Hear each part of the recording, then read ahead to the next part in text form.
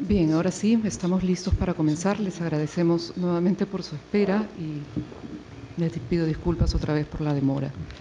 Me toca a mí, que soy miembro del GAE, del Grupo de Investigación en Arte y Estética, presentar el ciclo de conferencias que estamos inaugurando hoy. En realidad este es una especie de doble evento, es un evento de lujo porque tenemos la presencia de Jan Swafford, como todos ustedes saben, que va a presentar el libro que recientemente ha escrito, la biografía que recientemente ha escrito sobre Beethoven. Y con esta presentación damos inicio al ciclo La libre sensibilidad del espíritu sobre la música del romanticismo. Es un ciclo largo, deben haber visto ya el programa, lo pueden consultar en nuestra página web y se llevará a cabo los martes, son 6 martes, hoy día 14 de agosto, 21 de agosto, 28 de agosto, 4 de septiembre, 11 de septiembre y 25 de septiembre. Los músicos que serán ahí tratados no son todos los románticos, pero hemos tratado de al menos tener figuras muy representativas, ¿no? Empezamos con Beethoven, seguimos con Schubert, Schumann, Chopin, Wagner y terminamos con Bruckner. Les decía que este es un evento importante para nosotros porque estamos además dando inicio a una serie de eventos que vamos a tener este año. Nos gustaría contar también con su presencia en estos eventos. En unas cuantas semanas, a inicios de septiembre, vamos a tener un evento sobre Schopenhauer y las estéticas de fines del siglo XIX. Y en octubre vamos a tener un congreso muy grande, internacional, que se llama Las razones de la estética, debates contemporáneos sobre los sentidos de la aístesis. Y por ello mismo, tanto este evento como los que les estoy mencionando, digamos, son eventos importantes para nosotros y este es particularmente un año importante para nuestro grupo de investigación. Para terminar, cederle la palabra a Roger. Solo quería agradecer, por supuesto, a quienes han hecho posible tanto este evento como otros, al Centro de Estudios Filosóficos de acá de la PUC, el Departamento de Humanidades de la PUC, la Dirección de Gestión de la Investigación del Vicerrectorado de Investigación de la PUC y también un agradecimiento especial a la editorial Los Heraldos Negros, que habrán visto que están ahí afuera ofreciendo además el libro que estamos presentando hoy. Bueno, muchas gracias y Roger, te cedo la palabra. Gracias. Vamos a comenzar, antes de empezar con la conferencia del profesor Swafford, con una breve presentación de su libro a cargo del estudiante de la Maestría de Filosofía, Josimar Castilla. Gracias, Roger. Buenas noches. Es un placer presentarles a ustedes la monumental biografía que Jan Swafford ha escrito sobre Beethoven, titulada Tormento y Triunfo. Hay que comenzar diciendo que no se trata sin más de una biografía, pues además de la vida del compositor y de su entorno cultural, el libro contiene importantes análisis de algunas de sus obras más importantes, perfectamente engarzados en cada uno de los momentos de su vida. Quizás sería más apropiado decir que se trata de una biografía analítica, o si no tenemos reparo alguno, y no debiéramos tenerlo, en adscribir a la música de Beethoven un elevado carácter intelectual, bien podemos decir que la de Swafford es una biografía de su pensamiento musical, como aquellas que sobre otros grandes germanos ha escrito Rüdiger Safransky. Dicho esto, haría falta agregar también que es un gran libro, y no por su extensión, ¿no?, de 1455 páginas más o menos, sino por su notable factura. Hay que notar que navegar por las páginas del libro, ¿no?, es una tarea titánica a la vez que jovial, ¿no? Lo primero porque ciertamente la personalidad y la obra de Beethoven son ambas inmensas, pero es también algo feliz por estas páginas, pasar por estas páginas, dado el interés que sin duda nos sigue concitando cada detalle sobre el genio de Bonn, así como la buena pluma del biógrafo y la muy cuidada traducción al castellano. El libro de Swafford, publicado en nuestro idioma hace solo un año, ya va por su tercera reimpresión. Ello se debe sin duda a su ágil estilo de escritura, que nos sumerge con facilidad en el contexto y el carácter del músico, a la vez que en sus principales obras. Estas últimas no solo son presentadas con el conocimiento del estudioso de la música, sino además con la intuición personal de quien también es músico-compositor. Swafford, en efecto, se toma todo el tiempo necesario para analizar las obras con detalle, sin perder dinamismo y claridad. Son análisis enterados y didácticos, mezcla poco usual entre los expertos. Los análisis musicales de Swafford nos hacen patente, los análisis musicales de Swafford, decía, nos hacen patente que la genialidad de Beethoven no es el resultado de un intempestivo arrebato extático, sino de un esforzado trabajo y de un proceso consciente e interiorizado de asimilación y recreación de la tradición musical barroca y clásica. Así, por ejemplo, nos dice que el cuarteto en do sostenido menor que Beethoven envió a una imprenta una semana después de que su sobrino Karl intentase suicidarse, tuvo más de 600 páginas de esbozos. El primer movimiento de ese mismo cuarteto es una peculiar adaptación del viejo estilo fugado, pero con una intensidad de emoción y una variedad de tonalidades que son ajenas al barroco y que proceden más bien del estilo clásico de la sonata.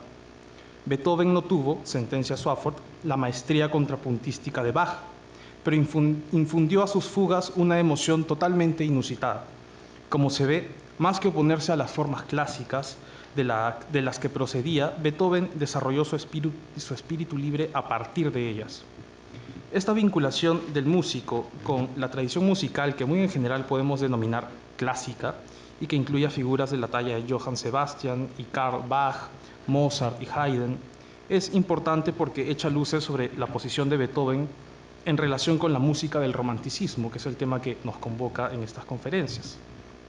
Ciertas perspectivas de la crítica e historia de la música suelen exaltar y celebrar la pasión que se expresa en la música de Beethoven, ligándolo al romanticismo en tanto exponente de un desafuero de la subjetividad artística que habría liberado a la música de las rígidas ataduras de las formas tradicionales, queriendo ver al genio artístico únicamente en la imagen mitologizada de un compositor que habría antepuesto la pasión y la expresión de los sentimientos por encima de toda norma y fría exigencia de la razón.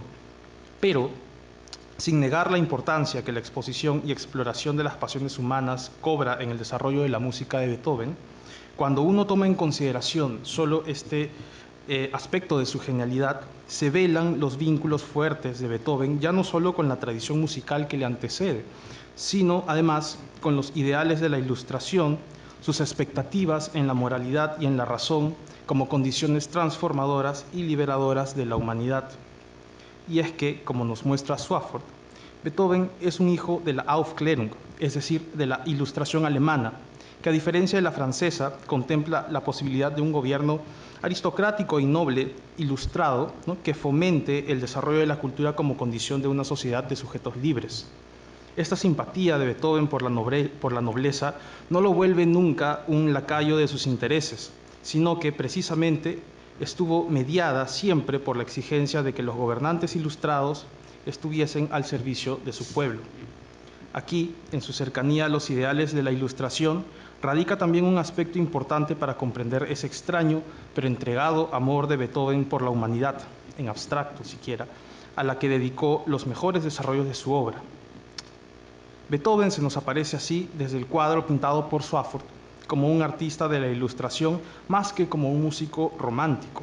Pero romántico es ya su público y para ellos ha de ofrecer siempre de manera renovada el legado de la tradición musical de un Bach o de un Haydn. Es Beethoven, en ese sentido, un punto de fuga hacia una nueva época de la música y la cultura en Occidente. Los análisis que Swafford hace de varias obras de Beethoven muestran este tránsito desde las figuras clásicas hacia nuevos niveles de desarrollo y creatividad musical. Por otra parte, ¿no?, entre los filósofos referidos por Swafford, ¿no?, para contextualizar un poco la vida dentro de la cual se desenvuelve Beethoven, vale la pena mencionar a Kant, que tiene un lugar central como abanderado de la autonomía de la voluntad. Es su icónico texto ¿Qué es la Ilustración?, ¿no? En ese texto Kant había escrito: principios y fórmulas, instrumentos mecánicos de uso racional, o más bien de abuso de sus dotes naturales, son los grilletes de una permanente minoría de edad. Swafford observa que Kant estaba en el ambiente que respiraban los pensadores y los artistas. La suerte de Kant habría sido la misma que la de Beethoven. Ambos eran en sí mismos hijos de su tiempo, es decir, hombres de la Ilustración, pero su influjo fue enorme entre los románticos que le sucedieron. En el caso de Kant, para ello fue decisivo el rol de Fichte. En el de Beethoven, especialmente E.T.A. Hoffmann, que con su famosa reseña sobre la Quinta Sinfonía. Bien, no me queda más que agradecer a Jan Swafford por estar esta noche con nosotros y felicitarle por su magnífico retrato de Beethoven. Testimonio de ello es que esté siendo traducida también al portugués y al chino. A ustedes les recomiendo su lectura, ¿no?, mientras esperamos su siguiente biografía, que será, ¿no?, espero no ser infidente con esto, sobre Mozart. Bien, muchas gracias.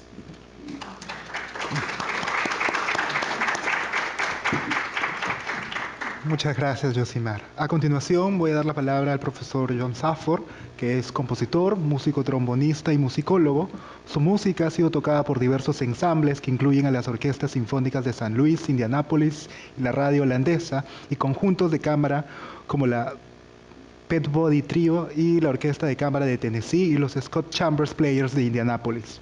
Con el paso de los años, su música ha evolucionado constantemente, pero en todos sus avatares, su obra es abiertamente expresiva, de voz individual y constantemente preocupada por la claridad de la textura y las formas. También tiene influencias de la música india y balinesa, así como del jazz y del blues. Los títulos de su obra, incluyendo Landscape with Traveler, From the Shadow of the Mountain y Sailing at Yuma Point, revelan una inspiración constante en la naturaleza. También es un reconocido escritor, autor de premiadas biografías como la de Charles Ives, Johannes Brahms y, por supuesto, Ludwig van Beethoven.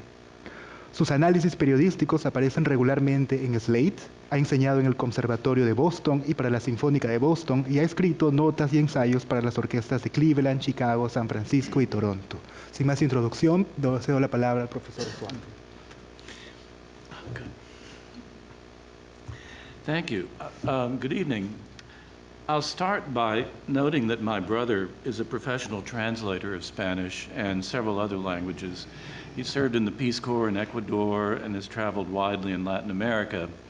For my part, I never thought I was going to make it down here because I'm especially delighted to be invited to Lima, and I'm here because of my Beethoven biography, which can be purchased in the back. The Beethoven was my third biography. Can everybody hear me, by the way? Is it okay? Okay. The Beethoven was my third biography, following ones about the American composer Charles Ives and one on Brahms. The Beethoven took me over 10 years to research and write. The main reason for that is how largely Beethoven figures in music and in Western culture. As I tell people, my Charles Ives books took up one bookshelf. My Brahms books took up 1.5 bookshelves.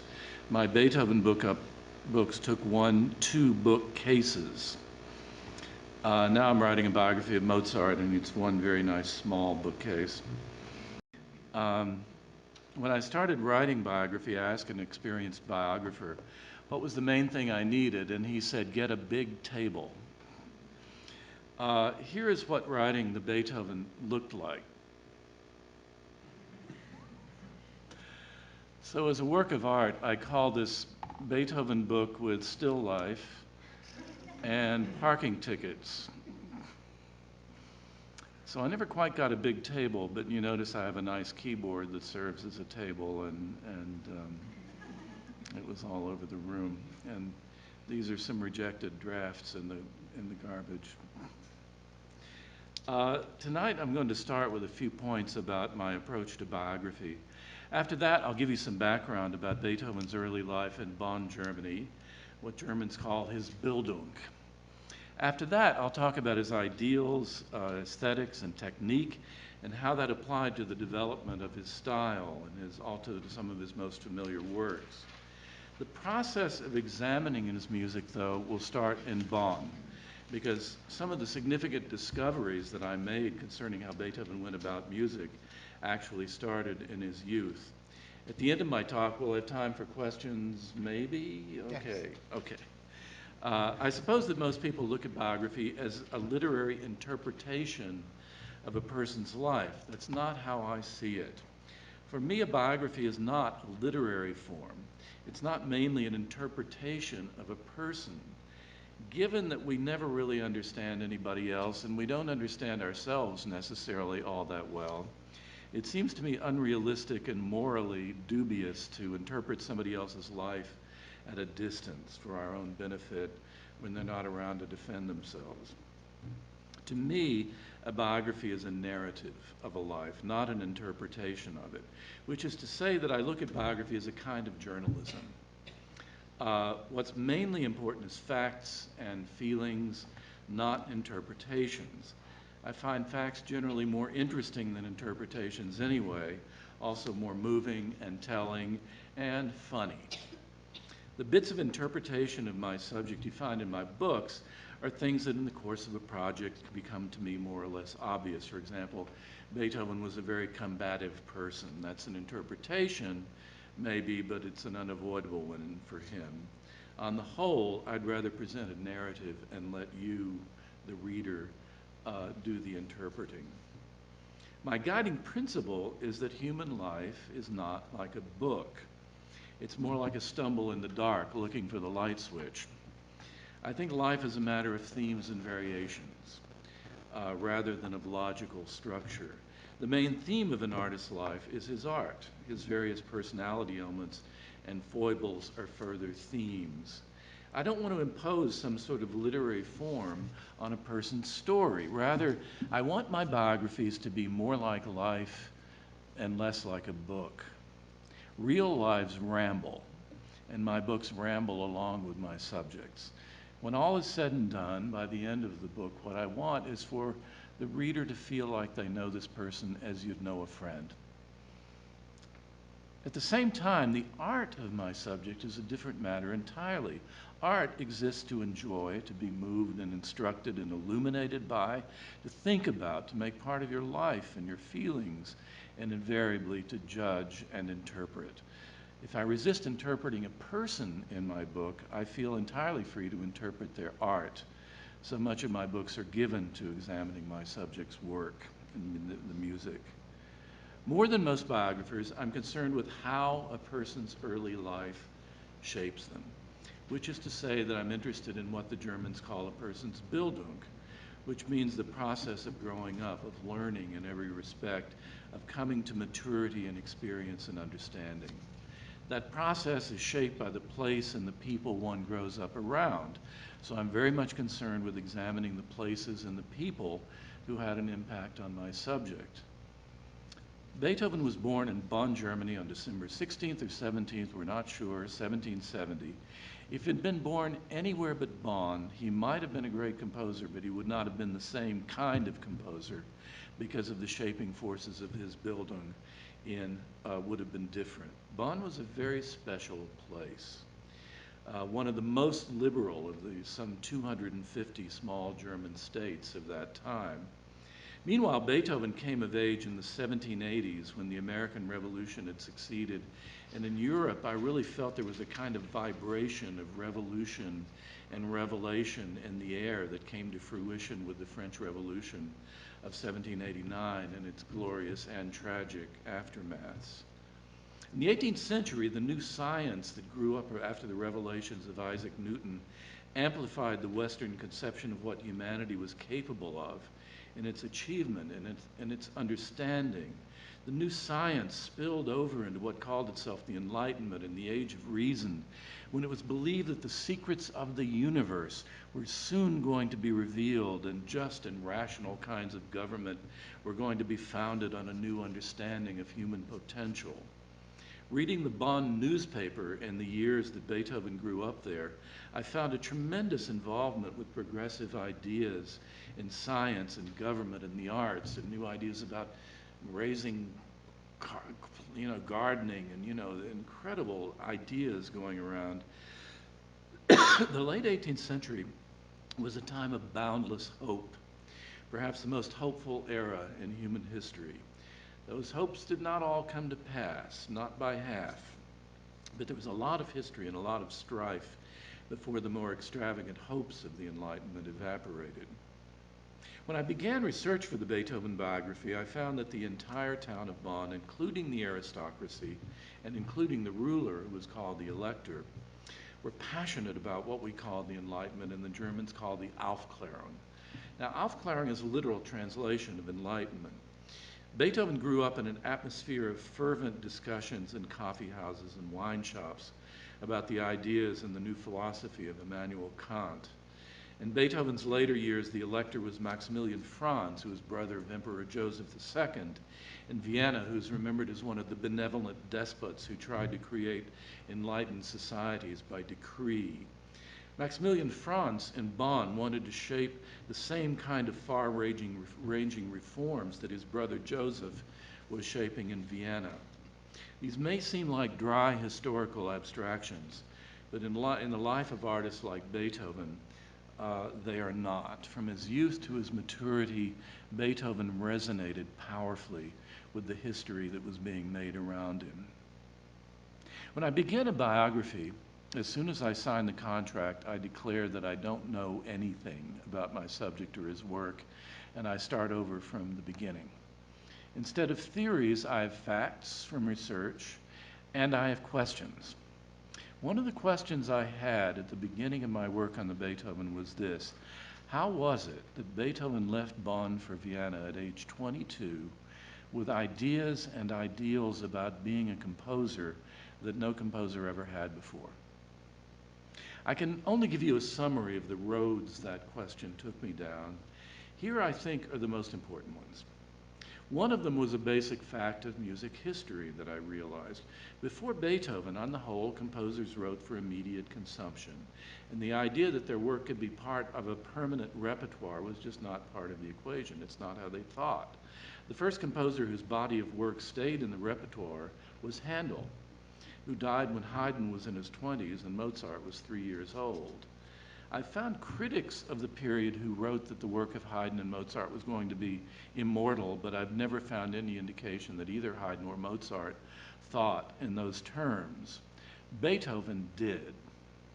He grew up with the understanding that his music, and therefore his presence in history, could be, as he often put it, immortal, which is to say that he could become something far more than an entertainer. He could be part of history.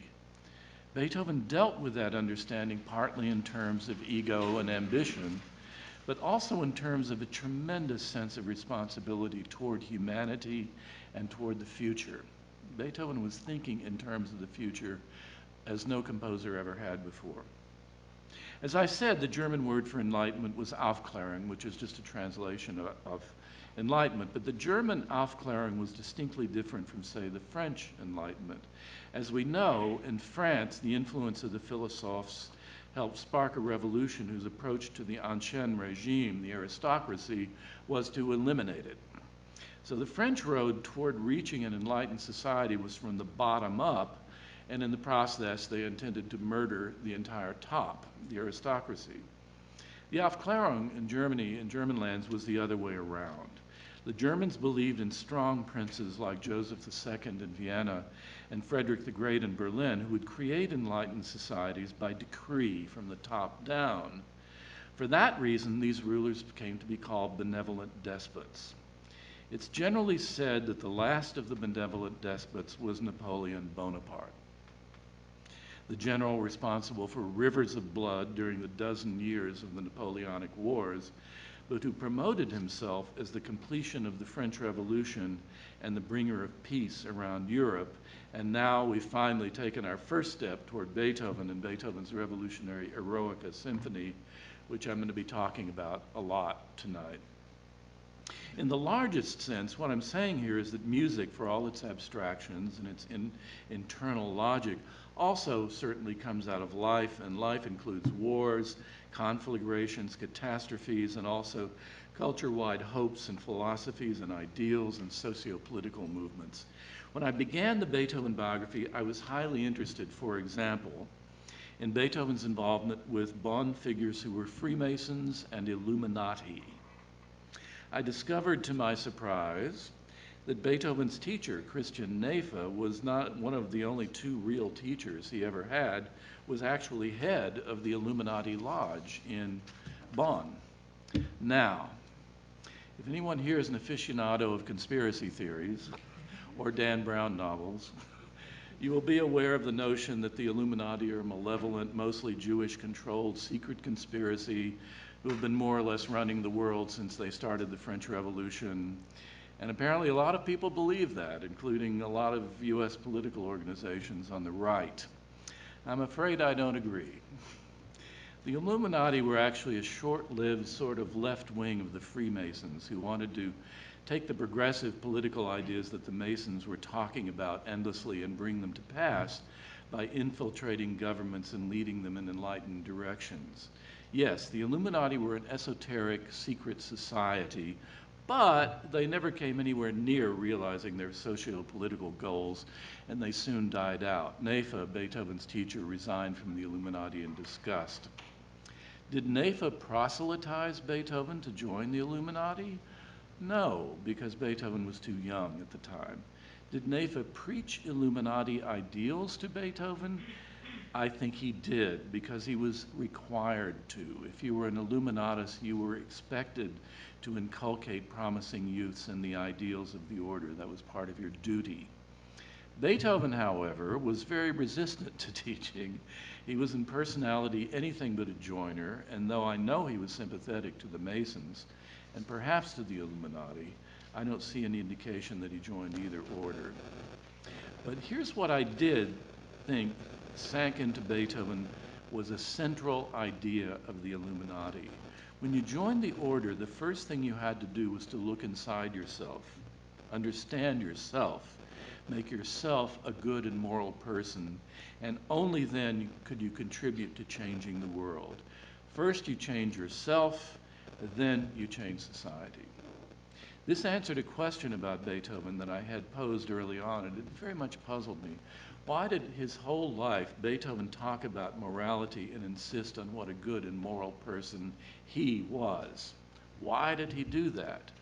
So after looking into a lot of material about Bonn and Neefe, I concluded the reason was that Beethoven had been reared to believe that if he was not a good and moral person himself, he could not be a good artist. And he could not create work of moral significance that had an impact on the world. That too was a formative element of his art and his conception of his mission, which was to do something significant and lasting for humanity. Beethoven lived and worked and exhausted himself to give his art to the world as his contribution to human progress. You won't find that kind of ambition in any composer before him. After him, of course, there was Wagner. I'll add that this was not an entirely unselfish ambition. Beethoven hoped and presumed that for his struggles to do something significant for humanity, humanity gratefully would provide him with a very good living and a lot of applause.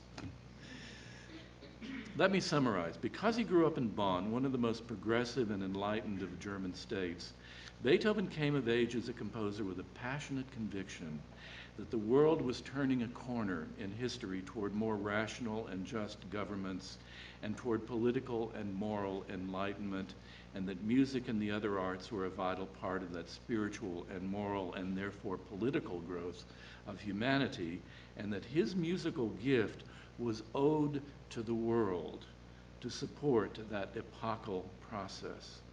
For his labors at the service of human progress, meanwhile, he also intended to get rich and famous and be an immortal name in history. He did have a big ego. His teacher Haydn called him the great mogul, which sort of means the big shot. What would that be in Spanish? Big shot. I'm not quite sure The how. tycoon or the... Haydn would say, how's the big shot doing these days? And Beethoven was about 22 at the time. There's a significant corollary to all this, however. The fact that Beethoven lived and worked and exhausted himself to serve humanity does not negate the fact that personally he was an utterly solipsistic, paranoid, fractious, rather misanthropic person who had virtually no understanding of other people and very little sympathy for them either. He could only view other people through his own lens, and through that lens almost nobody measured up. Beethoven served humanity, but for human beings in the flesh, he largely felt contempt. If that doesn't seem to make sense, my only answer is that human life doesn't make much sense, and as a biographer, you always have to remember that. Really, the life of a cat or a canary makes more sense than a human being's usually does. That's one of my principles as a biographer. I'll add one more exception. Beethoven was a man who in the course of his life suffered relentlessly, both mentally and physically, and the sight of human suffering invariably moved him to his core. He could denounce somebody one day for imagined betrayals. The next day, if he heard that person was in a bad way, he would empty his pockets for him. If the story of his life is full of paranoia and rage, it is also full of acts of kindness. One example, when a woman pianist he admired lost a child, Beethoven showed up at her door, went to her piano without a word, and spent hours improvising for her. It was a consolation she never forgot. Years later, she told Mendelssohn about it. When his teacher, composer and writer and illuminatus Christian Neefe came to Bonn and started working with Beethoven, he found a sullen, grubby, nearly friendless 10-year-old whose alcoholic father had been more or less beating music into him. Soon after he started teaching Beethoven, Neefe published an article declaring that this 10-year-old, if he kept going the way he had been, could be the next Mozart. It was an astounding thing to say about a child, but Neefe knew what he was talking about. Of course, he was right. Something else critical that Neefe did for Beethoven was to give him Bach's Well-Tempered Clavier. At this point, that collection was known mainly to connoisseurs. It was sort of a cult thing. And Beethoven was early on was connected to this work that's one of the wellsprings of Western music in the modern era, and its influence on him was deep and indelible. I began my book by thinking that Beethoven was obviously tremendous born talent, but maybe not quite on the level of Mozart. I changed my mind about that. What Mozart had that Beethoven didn't was a father, Leopold Mozart, who was a brilliant teacher and also a composer, and who took his son around Europe to show him off, starting when Wolfgang was 6 years old and already a prolific composer. Beethoven really had that kind of talent, but he did not have those advantages. I saw that in his teens, Beethoven was not writing music nearly as significant as Mozart did at the same age. That was true partly because from the beginning, Beethoven intended to be a composer-pianist, and in fact, during his teens, he spent more time practicing piano than he did composing. By age 20 and 22, when he left Bonn, he was one of the greatest pianists in the world. His first really significant pieces did not begin to appear until his mid-20s, but those pieces became very significant very quickly, and that was after he studied with Haydn. All the same, in some ambitious pieces Beethoven wrote at age 14 for piano quartet, I realized something essential about his music from beginning to end. Perhaps his teacher, Neefe, gave him this assignment. He said, write some piano quartets, basing them closely on 3 violin sonatas of Mozart. Beethoven followed the assignment strictly, but how he handled it tells us a great deal about him and his music.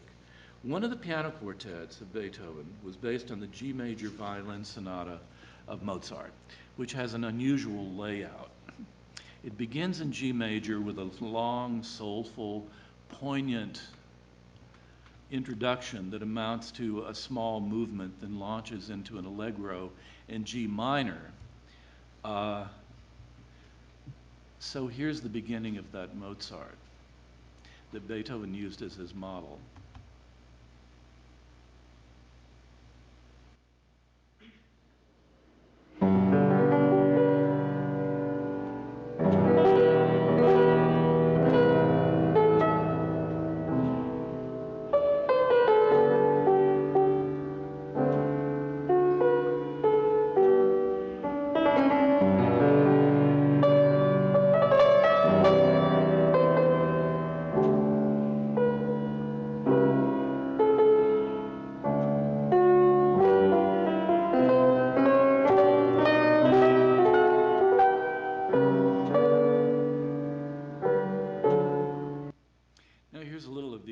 Mozart's allegro that follows that long introduction.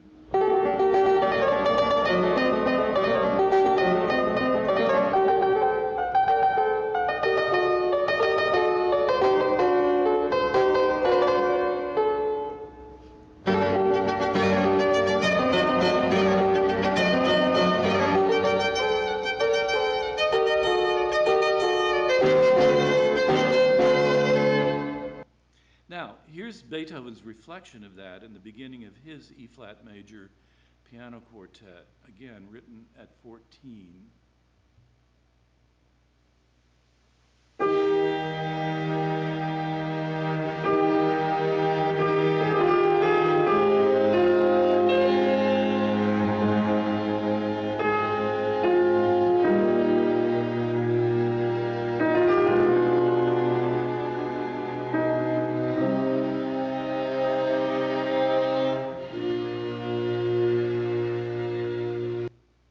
Here's a little of his Allegro, Beethoven.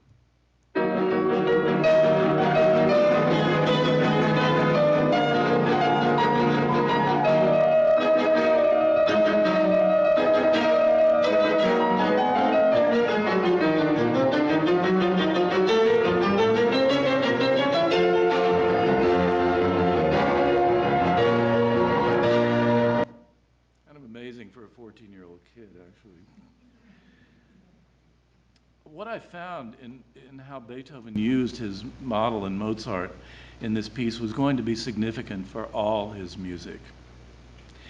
The first is the simple fact that he had a model. Beethoven's most important early models were first Mozart, then Haydn.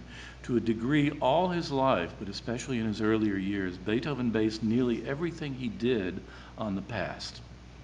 What he tended to do in a given medium, string quartet, symphony, violin, sonata, and so forth, was to look around the repertoire, pick what he thought was the best of its kind, and then use that as his principal model. So his main model for string quartets was, of course, Haydn. For symphonies, Haydn and Mozart. For counterpoint and fugue, Bach. For idiomatic piano writing, some of the early piano masters, including Muzio Clementi. Remember, by the way, that Beethoven was among the first generation of composers to grow up as pure pianists. Haydn and Mozart spent half their careers playing and writing for a harpsichord. I think Beethoven set out to create the first major body of pure piano music, and certainly he achieved that. But the way Beethoven used his models was distinctive. In his E-flat major quartet, again at age 14, he took Mozart's idea of a long, poignant major key beginning for a sonata, but his version is longer than Mozart's and more emotionally charged, though of course a lot less mature. In the Allegro, he follows Mozart's form carefully, even his modulations of keys, even some of the harmonies, but in every case, Beethoven jacks up the intensity. His Allegro goes into the minor key as Mozart did, but Beethoven's Allegro is E-flat minor, which was almost an unknown key at that time. It was considered an esoteric key. For another example, in the second bar of his Allegro, Mozart has a dissonant chord, a charged harmony. In the same spot, Beethoven also has a dissonance, but his dissonance is stronger, and it lasts longer than Mozart's. So here, already revealed when he was 14, is one of the patterns of Beethoven's kind of originality. He took the past as a model, but then in every respect, he did it more. He was Mr. More.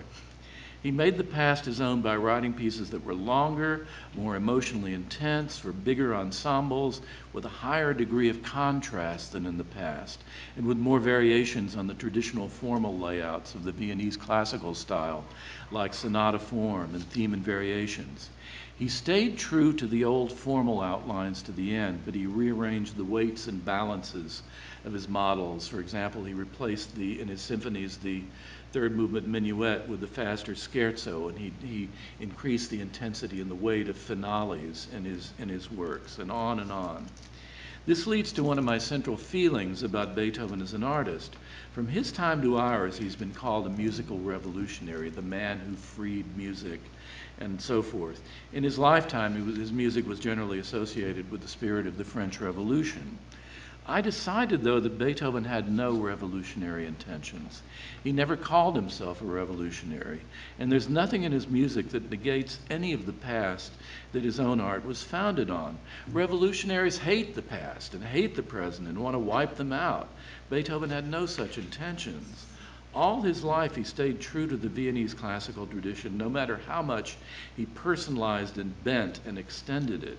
So in his background and sensibility, Beethoven was a man of the 18th century, especially the revolutionary 1780s. He was not a romantic, but his audience were romantics. And how that affected Beethoven, you know, the fact of the romantic response to his music came back to him is a huge subject that I don't have time for. But I'll just add to this, there are three things about an artist, if you can follow me. As an artist, there's what you think you're doing, there's what your public thinks you're doing, and there's what your public's response to your work, how that comes back and affects you. That's three different things, sometimes very different things. Beethoven, I think, was ultimately affected by the romantic response to his music, but he himself was really, I think, very much an 18th century person in his head. I ended up calling Beethoven, rather than a revolutionary, a radical evolutionary. The radicalism was the individuality of his art that seems to come deeply out of him as a person.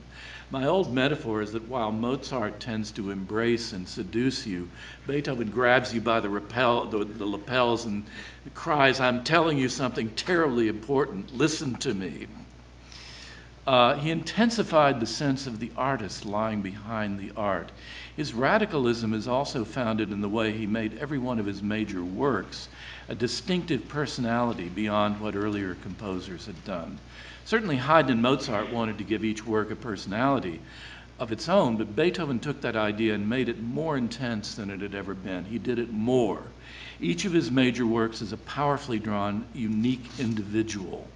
Every time he picked up a genre, he was determined to do something radically fresh with it. Think of the dynamic, raging Fifth Symphony in C minor, and then the calm, pastoral Sixth Symphony that not only has few minor keys, it has very few minor chords in it. The Sixth Symphony is practically the anti-Fifth Symphony. And then the Seventh is a whole other thing again. Now back to Bonn. Why did he leave? When Beethoven was 22, Joseph Haydn came through town on his way back from London, where he had had some extraordinary triumphs, and the two met. Haydn immediately saw that this young man was tremendously gifted, both as a pianist and composer, and also tremendously ambitious. Haydn invited Beethoven to come to Vienna and study with him. Beethoven at that point was an employee of the Bonn court, and the court supported him for his first years in Vienna on the assumption that he would eventually come back and be a court musician again. But that was never going to happen in any case, because Napoleon came along and liquidated the 200-year-old Bonn court, and Beethoven would probably never have come back anyway. So he went to Vienna and he studied with Haydn for about a year. After those studies, his music took a really obvious jump in sophistication. Meanwhile, he quickly established himself as a virtuoso pianist, most celebrated for his improvisations of an emotional power that left audiences gasping and weeping. Improvisation at the keyboard, music flowing directly from his head into his fingers, was Beethoven's most important creative engine. Here's one example.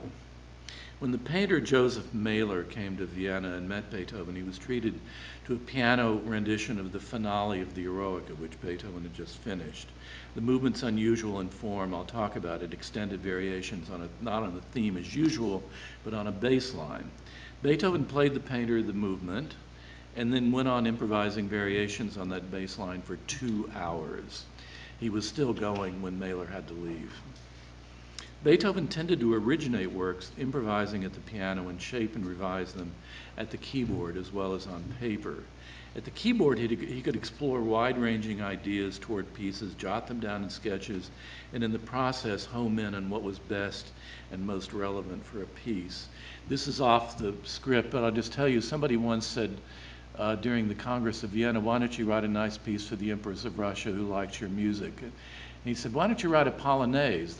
She would like a polonaise. So Beethoven sat down at the piano, improvised 3 polonaises in a row, and said, "Which one do you like the best?" And the guy said, "The second one." He said, "Okay." So he wrote that out and gave it to the Empress.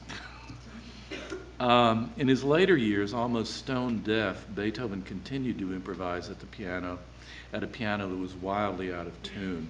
That's one of the saddest things I know about Beethoven, the image of him playing music he couldn't hear. But even when he was deaf, improvisation remained his creative engine, even if by then he could only hear it in his head and sort of feel it in his fingers.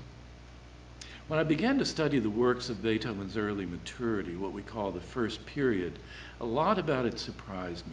I'd always assumed that in these pieces, such as the Opus 18 string quartets, he was learning his craft, looking for his voice, and gearing up for the future. What I discovered is that in the first period, there are actually no apprentice works among the opus numbers. They're all masterful pieces, or he wouldn't have let them out of the house. All the same, it's certainly true that his first set of quartets, Opus 18, 6 of them, are not as bold and Beethovenian as you might expect. Here's the opening of Opus 18, number 6, in B flat.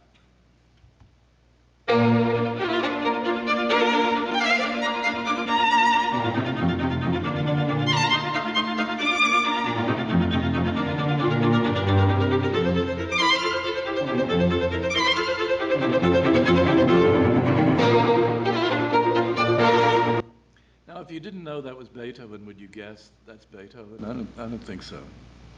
If you're familiar with Haydn, you probably found that music kind of Haydn-esque. Some people call Opus 18 backward-looking, but in fact, they were very much modern pieces for 1800 when he published them. Only they're not as bold as we expect him to be.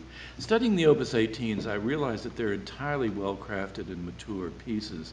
Meanwhile, they show that Beethoven already understood that a multi-movement work is made out of a small collection of ideas that are developed from beginning to end, and those ideas that are presented at the very beginning of the work or soon in the first movement, will in one way or another begin a kind of musical narrative, a story in tones that's going to unfold through the whole piece. As Beethoven put it, quote, "It is my habit always to keep the whole in view," unquote. It's a statement that speaks volumes about himself as an artist. Always keep the whole in view.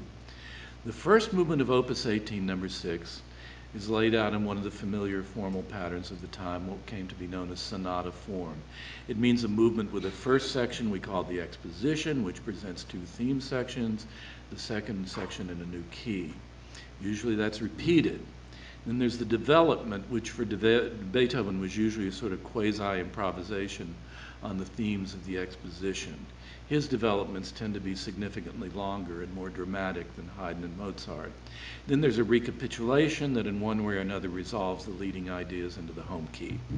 Beethoven used that pattern all his life, but with endless variations. In much of the late music, he sunk that pattern beneath the surface, what seems to be freely unfolding music, but it's still there all the same. I played the opening theme of Opus 18, number 6. The second theme, which I'm going to talk about, is a kind of striding affair that starts off benevolently, but then for a moment it seems to lose its way harmonically. Here it is. Listen carefully.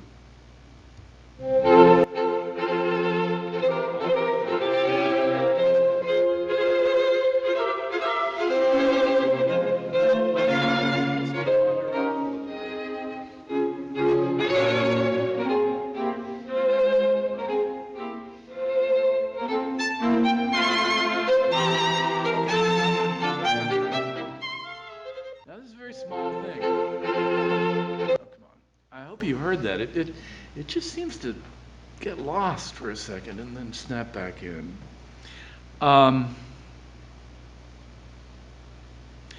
It's as if a cloud passes over the music and then the sun comes back out.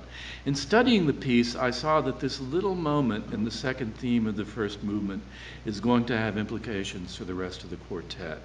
For example, in the second movement, which is generally not sad at all, but at a certain point the music suddenly gets really strange for a while. There's a sort of bleakness sets in.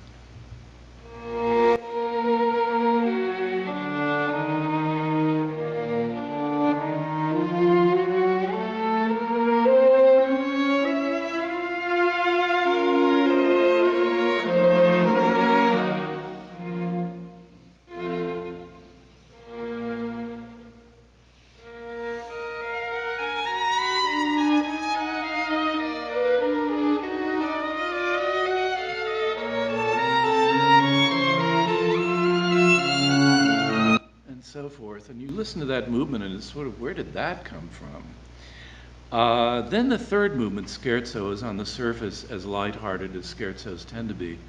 But if it's nominally fun and game, see if you agree with me that there's almost a little bit of a hysterical quality about it. The rhythm is playing wild games with the beat.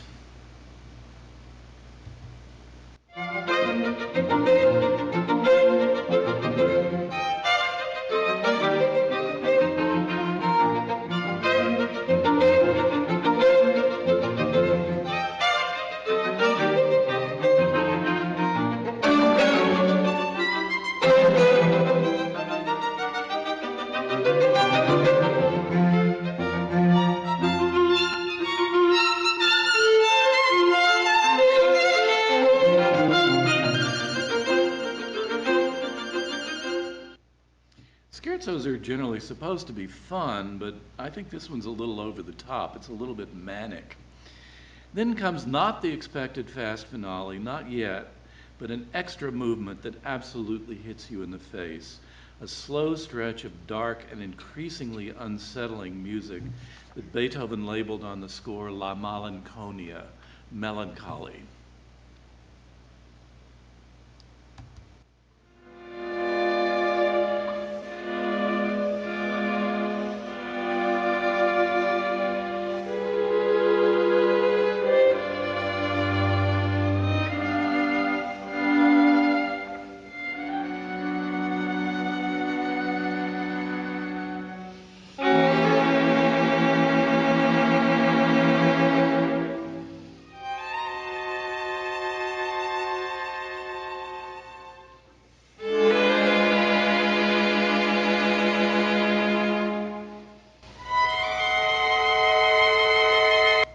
And so forth. Finally, I realized that the first indication of this intrusion of melancholy was that little cloud that passed over the second theme of the first movement. La Malinconia picks up a rhythm of that theme. The second movement, or the first movement version is dum bum bum ba dum ba da, and the rhythm of Malinconia is bum bum bum bum. And that weird second movement thing, da da da da, is also in La Malinconia. It picks up these ideas. So here's a psychological subtlety as early as Opus 18 of great significance, expressed purely in tones. From his youth onward, Beethoven knew a lot about melancholy from his own life. He'd been reared by an abusive and alcoholic father, and as a teenager, he already suffered from painful illnesses that were never going to leave him. The deafness that began to afflict him in his 20s was only part of what he endured. It included painful digestive disorders that lifelong that may have been the result of lead poisoning. Back to Opus 18. After La Malinconia, the last movement begins with what appears to be a kind of banished care, gaiety. Last movement.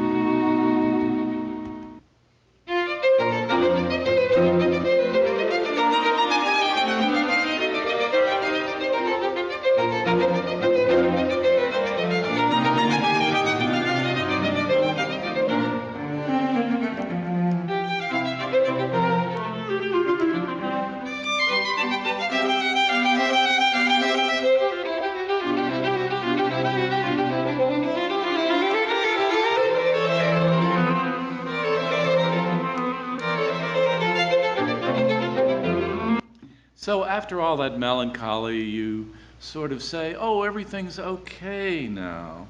But then something quite strange happens. In the middle of the gay finale, melancholy.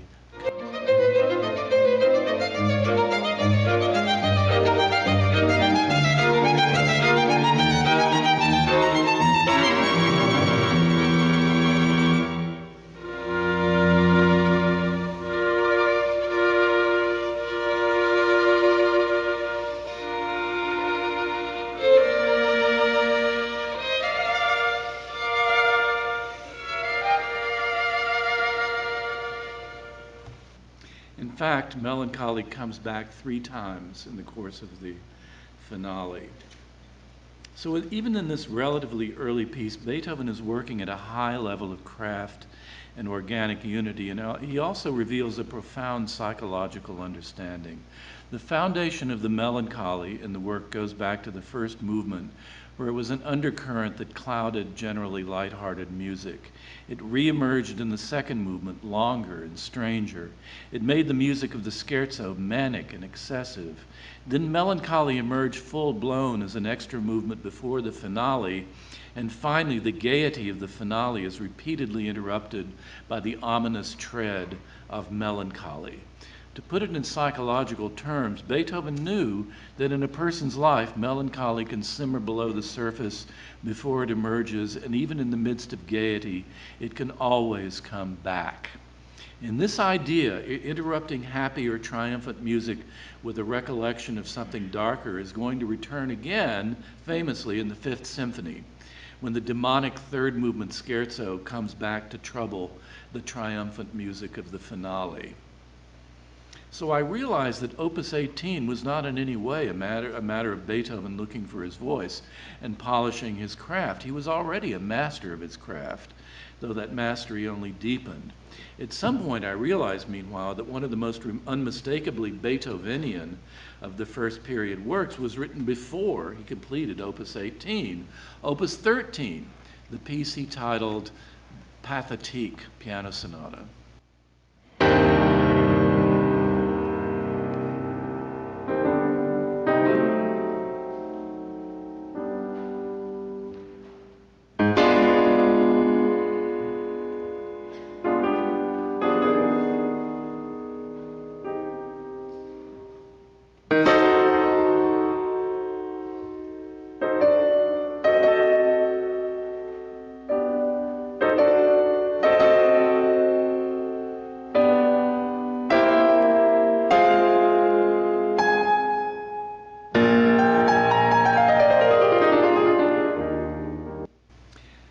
This sonata's first movement, I think, is the most naked expression of grief in music to that time.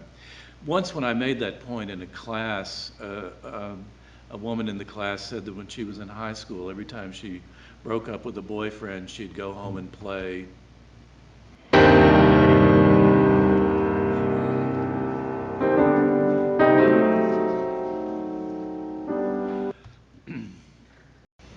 think there was more than one. The fact that the not all that Beethovenian Opus 18 quartets followed the intensely Beethovenian Pathétique told me that when he wrote the piano sonata, Beethoven did not say, "Aha, this is my style, this is who I am." At the time, the Pathétique was simply one voice among a variety of voices the young Beethoven was experimenting with. Traditional scholarship has said that he began his second period, also called the heroic period, his full maturity, with the Third Symphony, which he titled Eroica. I think that his middle period actually began before that, earlier, in some piano sonatas he wrote around the time he told a friend, "I'm not satisfied with anything I've written so far. From here on, I'm going to take a new path." Now, a lot of us say things like that, "From here on, I'm going to take a new path." He meant it, and he acted on it. The second period happened partly because he willed it to happen. I think some of what created the second period was that Beethoven homed in on the pieces he had written on the order of the Pathétique and decided that this would be the general direction of his new path, the most original, dynamic, aggressive, expressive, personal side of his music. But more importantly, and now I'm getting toward the Eroica, the second period also happened because he finally found ways to join his art to the Aufklärung ideals that he grew up with in Bonn. His ideal of serving humanity became more specific and more pointed. That brings us to the work where he achieved that, the Third Symphony, that he ended up calling the Eroica, heroic. But before I talk about that work and his process of creating it, I'm going to jump ahead and go into a few things about the Fifth Symphony. I want to use the Fifth to show you some of what Beethoven meant when he said, "keep the whole in view." What that meant in practice was that he wanted to draw together multi-movement works more tightly than ever before to make them a unified musical and dramatic unfolding.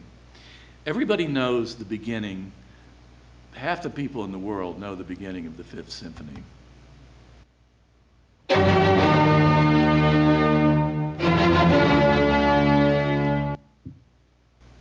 That was about 4 seconds of music. How much do we already know about the Fifth Symphony from that 4 seconds? We know that this is going to be an assertive and dramatic piece marked by kind of elemental gestures. We know already the rhythmic motive, da-da-da-dum, that's going to dominate not only the first movement, but pervade the entire symphony. In the first 4 pitches, da-da-dee-dum, we're given the essential melodic shape that's going to generate all the themes of the piece. What I call the Fifth Symphony S shape, a simple pattern of down, up, down that will be heard in myriad permutations. It's heard soon after that, da-da-da-dum, bum, bum. The intervals don't matter, only the shape. Down, up, down, or diddly-dum, diddly-dum, diddly-dum, diddly-dum, diddly, that's chaining the S shape together. Or even it's in the foundation of the second movement. Dum ba-dum, bum ba-dum, ba-dum, ba-dum, ba-dum, ba-dum, ba-dee, ba-dum, ba-dum, down, up, down. For composers of the classical era in general, and most especially for Beethoven, the opening idea of a piece is das Thema, the theme of the work. It sets the tone, the leading ideas, and so on for the whole piece. What Beethoven did in the Fifth Symphony that's truly radical is that instead of the usual extended opening theme, think Mozart, da-da-dum, ba-da-dum, ba-da-da-dee, da-da-dum, ba-da-dum, ba-da-da-dum, the main idea of the movement is simply da-da-da-dum. And that's why people thought it was insane at the time. He's going to use a motif, a little motif of 4 notes, as if it were a theme, and that really is the theme. That rhythm will rarely be absent from the movement. In the course of the symphony, the motif is going to be constantly varied. He doesn't use it mechanically, he varies it, and it's going to turn up in new guises and different speeds. For example, it's embodied in the phrasing of the second theme. 2, 3, 4, 1, 2, 3, 4, 1, da, da, da, dum. In the second movement, da-da-da-dum, bum, ba-da-da-dum. It's at 2 speeds at the same time. And then dum, ba-dum, bum, bum, bum. Third movement, da-da-da-dum, da-da-da-dum, da-da-da-dum, da-da-da-dum. Same rhythm. Fourth movement, diddly-dum, diddly-dum, diddly-dum, diddly-dum, much faster. And then the end, the coda of the finale, bum, ba-ba-ba-ba-ba-bum, ba-da-ba-ba-ba-bum, ba-da-da-da. And the last you hear is ba-ba-ba-bum, ba-ba-ba-bum. But the opening fatalistic downward thing, da-da-da-dum, ba-da-da, in the end becomes the triumphant da-da-da-dum, ba-da-da-dum, and that's how Beethoven thought of a piece as an arc from beginning to end, the whole at once. So Beethoven looked at a piece as an ongoing development of a few very basic ideas. Those ideas can be anything from a scrap of scale to a little melodic motif to a rhythmic motif to a single chord or a single chord change. The first change of chord in the Seventh Symphony is going to be echoed for the rest of the piece. The out-of-key chord in the 7th bar of the Eroica was C sharp in the bass, da-dee-dum, ba-da-da-dee-dum, ba-da, C sharp, is going to have implications for the tonal structure of the entire symphony. With Beethoven, every important thing that happens in a piece is going to be foreshadowed in one way or another. So now back finally to the Eroica. From my own experience, how did he put the Eroica together? From my own experience as a composer, I can tell you that pieces of music of whatever size often start from something quite simple. At the same time, a piece can have a complicated and profound genesis that directs and informs its creation. The Eroica started with something simple in the extreme, with something that was going to have great meaning for Beethoven, a little bass line, and then some music he wrote for a ballet. The ballet was called, most of you probably have never heard this, The Creatures of Prometheus. Here's its story. A sort of demigod named Prometheus, not the same guy as in Greek mythology, fashions some humans out of clay and brings them to life. He discovers, though, that even though his creatures can walk and talk, they're not truly human. They have no soul. How does he imbue them with soul? He takes them to Mount Olympus and introduces them to the gods of tragedy, comedy, dance, and music. As a result, the creatures acquire a soul. From being introduced to the arts, they become truly human. At the end of the ballet, everyone does a popular contour dance called an Englische to a perky little tune that sounds like this.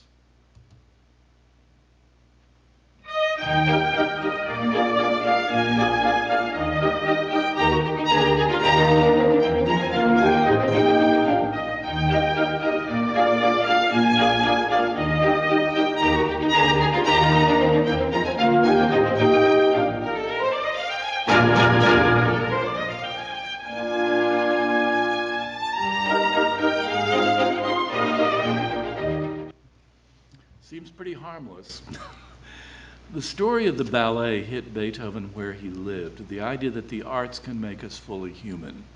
And in a way, that little tune I just played you at the end of the ballet was the embodiment of its story and of that idea.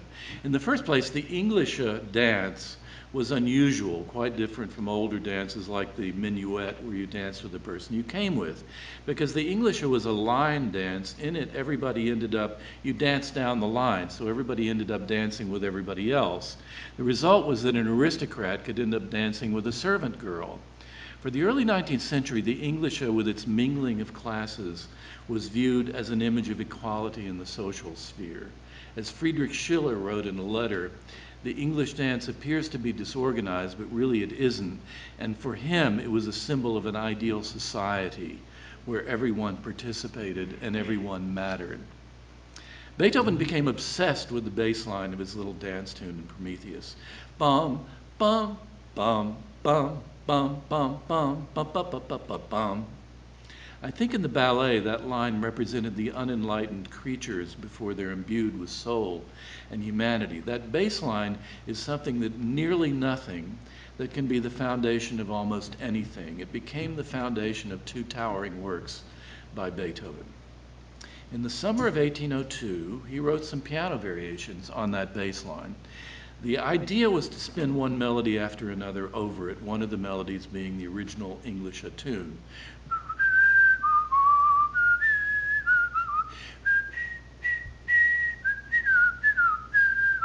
And so forth. I think by the time he finished what became known as the Prometheus variations for piano, he already had the idea that some variations like this were going to be the finale, the final movement of his new symphony. There was something else going on the summer that he conceived the symphony in the village of Heiligenstadt. Even though he was physically robust and strong, Beethoven was still chronically ill, as we said, and afflicted with growing deafness. In the course of a disability, there tends to be a period of denial followed by a breakdown, and that followed by a period, if you're lucky, of coping and coming to grips. In the summer of 1802, Beethoven finally understood that his hearing was only going to get worse, that he was going to be deaf, that his career as a piano virtuoso was going to be over, and in the end of his performing career would wipe out more than half his income. His other chronic and miserable illnesses were probably not going to go away either, so he crashed. Within that crash, he wrote a letter to his brothers, which apparently he never actually mailed to them.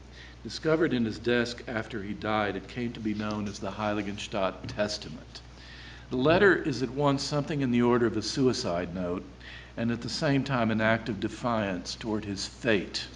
The operative line in the letter is this, quote, "I would have put an end to my life, only art it was that held me back. Ah, it seemed impossible to leave the world until I had produced all that I felt called upon to produce, and so I endured this wretched existence," unquote. Beethoven decided, in short, to endure a wretched life, and he was right. His life was going to be heartbreakingly painful and unhappy, and live for the sake of his art, his gift to the world. The traditional story of Beethoven says that he went through this crisis, pulled himself together, and conceived the Eroica Symphony as, in effect, a testament to his own heroism and as the vehicle for his rebirth. It's a nice story, but I don't buy it. I think he would have written the Eroica anyway. He was probably thinking about it before he wrote the Heiligenstadt Testament. Meanwhile, the Eroica is not really about himself, it's about somebody else, a figure with whom, to be sure, Beethoven in some degree identified. If you look at Beethoven's output that summer of 1802, the summer of the letter, there is scarcely a pause in it. He was tremendously productive, and he wrote the Eroica in a remarkable 3 months. The one change that I do think mattered was that he realized deafness was going to end his piano career. So now he was no longer a composer-pianist, but only a composer, and he had to survive on that without the far greater income of performing. The next 6 years of his life would be stupendously productive. When Beethoven conceived the Eroica, the symphony was not called that. It was called Bonaparte, the Bonaparte Symphony, which is to say that the Third Symphony was written from beginning to end as a piece about Napoleon. Like many liberals, Beethoven considered Napoleon to be a strong man who would bring Europe peace, better laws, more just and equitable societies. So this symphony was planned as his testament to Napoleon as a progressive strongman, a benevolent dictator, a benevolent despot. It was also his way of attaching himself to the image of the most powerful man in the world. Part of the Napoleon myth that appealed to Beethoven and a lot of people was that this was a man not born to power, who pulled himself up by his own bootstraps to become arguably the most powerful and important person alive. There had never been anybody like Napoleon. In other words, a fundamental idea from the ballet Prometheus led to a piece connected to the Promethean figure of the age, Napoleon, whom Beethoven expected to bring great gifts to humanity. Now, I can only talk a little about how Beethoven pulled the Bonaparte Symphony together, but I'll try to give you a sense of it. As I said, from the beginning, he knew that the last movement of the symphony was going to be variations on the Prometheus bass line. A piece of music feeds on itself as it goes.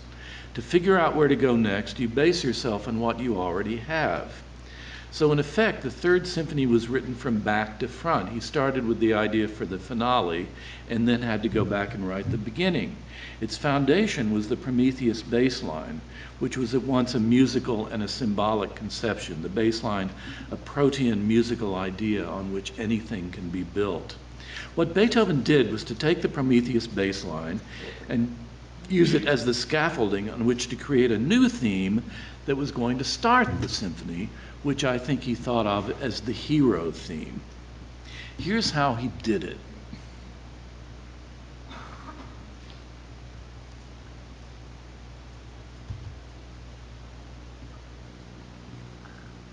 Let's blow that up. Line 1 and 2 are actually the same thing. Here is the English theme, da dee da da da dee da dum bum bum bum bum da da da dum ba da dum ba, and here's the bass line, bum bum bum bum bum bum bum bum bum bum bum bum bum bum bum. Now here's a couple of sketches where he apparently tried to turn this into a new theme for the first movement. Bum bum bum bum bum bum bum bum bum bum bum bum bum. They didn't work. That sketch didn't go anywhere. Here's what he finally did. So right here, if you see, is the Prometheus bass. Bum bum bum bum. Here's the hero theme that starts the symphony. Da dee da da da da dee dum. These lines show you how he used the scaffolding of the bass and the English tune to make the hero theme. Does that make sense? And that's how he made the hero theme. And this little chromatic slide here, da-dee-dee, became in the hero theme, da-da-dum. He turned it upside down. That's how he varies motives. So these, as far as the listener is concerned, though, the opening theme of a symphony, of a movement, is Das Thema, and that's how it works here. The first 3 bars of the hero theme are basically a horn call. Da-dee-dum, ba-da-da-dee-dum, a horn call. That horn call goes up and down a chord, what we call a triad. And if you look through the symphony, you find that a triad is the scaffolding in nearly every theme. The other important little theme in the piece is that little chromatic bit here and here. This kind of thing may seem really esoteric, but it's not. For a composer who's concerned with thematic relationships, or rather how you take an idea and make other things out of it, this is kind of basic stuff, not esoteric at all. This is how thematic derivations work for composers like Beethoven who want to write pieces that have a sense of logic and organic unity. I can't take you through the whole symphony musically, but I'll just point out that the thematic derivations and other kinds of relationships through the whole Bonaparte symphony work a lot like the ones in the Fifth Symphony. He keeps the whole in view. But now I want to get to the program. So this began as a symphony called Bonaparte, which means that it's a piece about the French conqueror, which means that it was conceived as what we call a program piece, and Beethoven called a characteristic piece. They both mean a work of music that's based on a story, an image, a picture, or the like that inflects the whole piece. Beethoven actually said that everything he wrote was based on a story or an image, but he usually just didn't tell us what that was. He titled very few pieces. So here's the beginning, if I can find it, of the Eroica. Good, it's still there.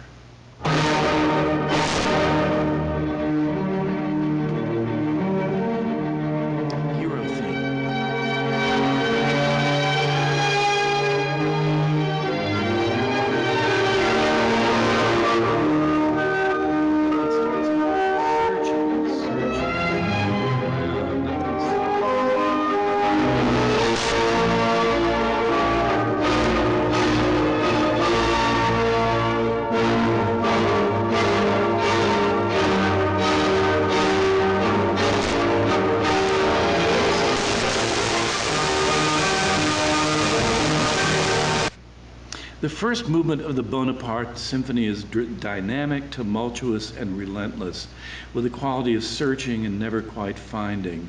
From the beginning, critics have said that it represents a battle or a military campaign, and I agree. In the development section, there is a rising line of tension that leads to a hair-raising moment that I think is more than a climax. It's a catastrophe embodied in a chord that was absolutely blistering to the ears of the time.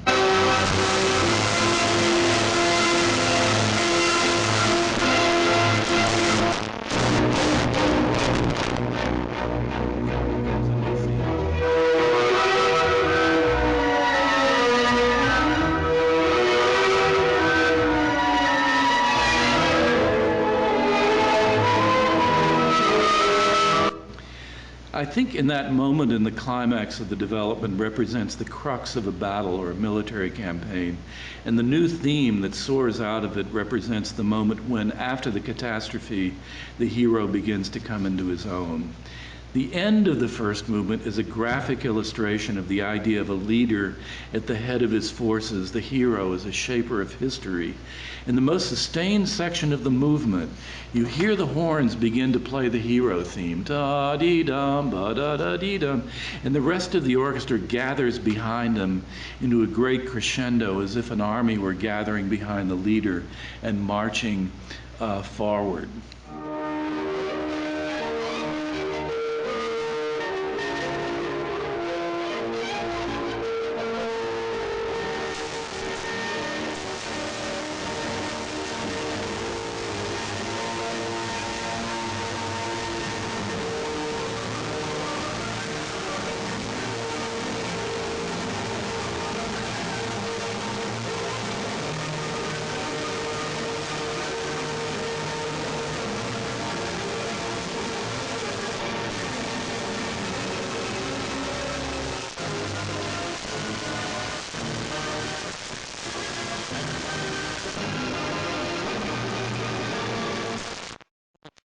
Though the very end does not really sound final. The story's only begun with the hero finding victory and coming into his own. The position of the second movement in the program of the symphony is obvious enough. After the battle, you bury the dead. The second movement is a funeral march, in a style founded on funeral marches of the French Revolution.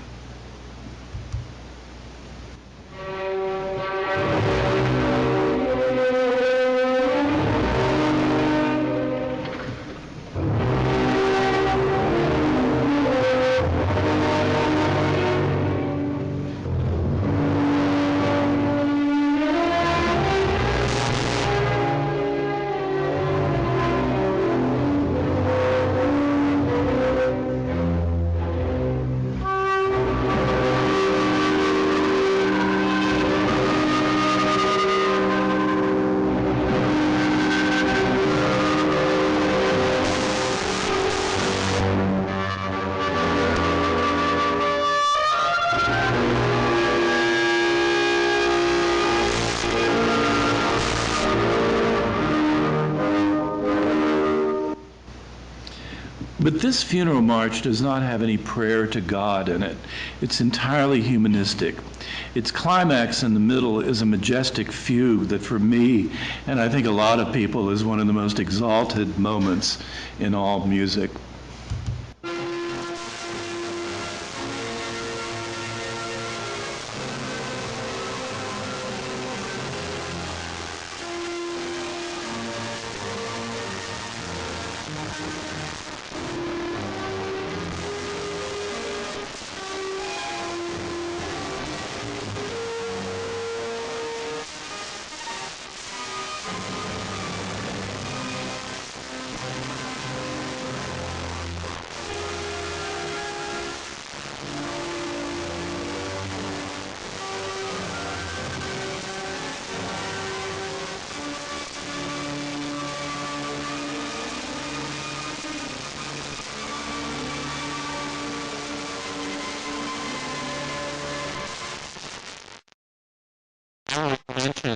To people that this moment of supreme exaltation is just scales. It's just scales going up and down. Dum bum bum bum bum bum bum bum bum bum bum bum bum. It makes it absolutely fantastic. Now, from there, after the second movement, critical commentary in the program of the symphony has tended to break down. Some critics seem to think that Beethoven at this point just dropped the program and wrote the last two movements purely as abstractions. No, Beethoven's works are utterly interrelated. He does not set up an idea for a piece and forget about it in the middle. So the beginning of the third movement, Scherzo, is after that funeral march, yes, a little bit of a shock.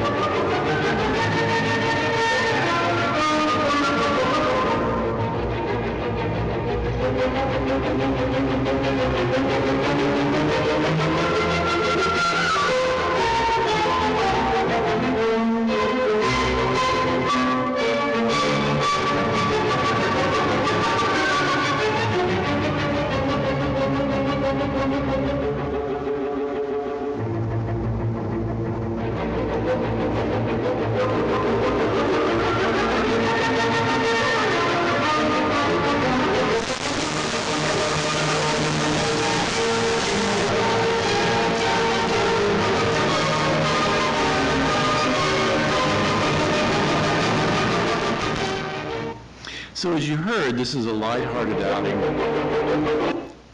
with a folksy tune, and the trio section in the middle is full of hunting horns.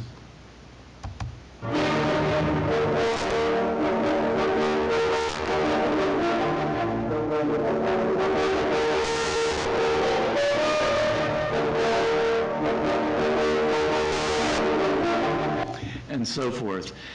People have had a lot of trouble saying, how does this fit after the funeral march, the program, the story?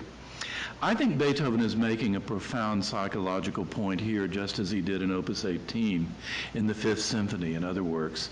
The purpose of a funeral march and a public mourning is to come out the other side and return to life. In the story of the Bonaparte Symphony, I think that the third movement implies is that return from the burial of the dead to life and to joy, and maybe you go hunting.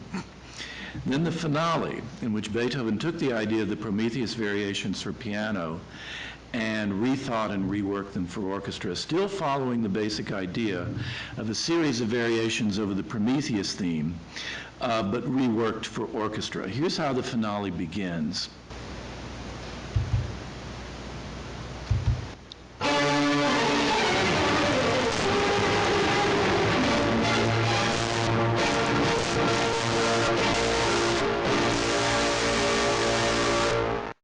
So we hear this sort of militant start, but by the end of that bit, it really sounds like the introduction to a dance.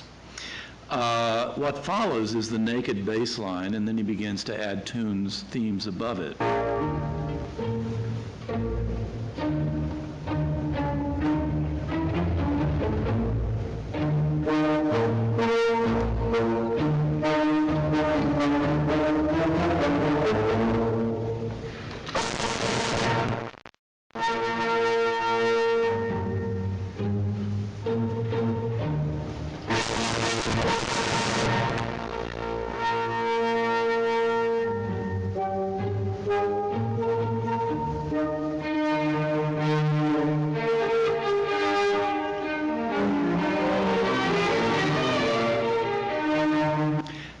forth. The mood for a while, as you hear, is anything but heroic. It's in the style of the original Prometheus ballet, which is fairly conventional light dance music. What's going to happen in the course of the finale is its Prometheus bass and the little English tune, da-dee-da-dum, da-dee-da-da, are going to be transformed bit by bit into heroic and spiritual music. In other words, an ordinary social dance is going to become exalted. That's embodied in two moments. Near the end of the movement, we hear the English theme, da-dee-da-da-da-dee, slowed down and made into a deeply spiritual passage. Da-dee-da-da-dum, da-da-da-da-da. It's a kind of a hymn, but I suggest that it's a hymn to humanity, not to God.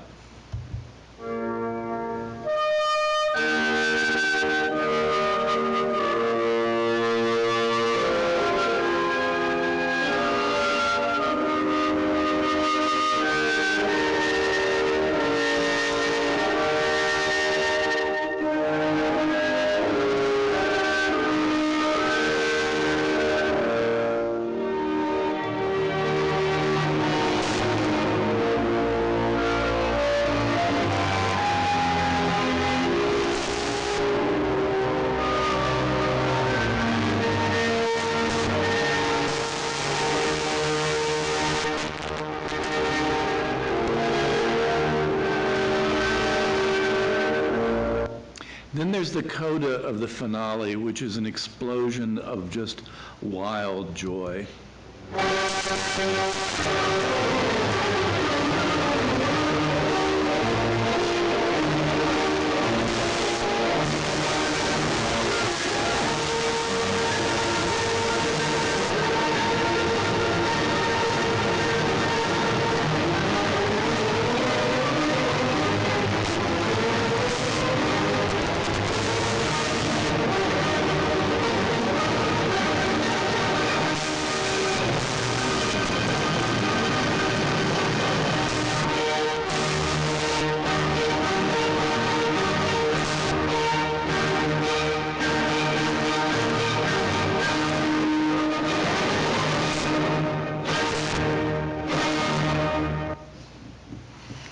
In a way, musically, the process of the Bonaparte Symphony is for the hero theme of the first movement to finally discover its source in the simple little Prometheus bass of the finale. For me, that's Beethoven's subtle evocation of the idea of Napoleon, who began as an ordinary man and made himself into a world-shaking hero.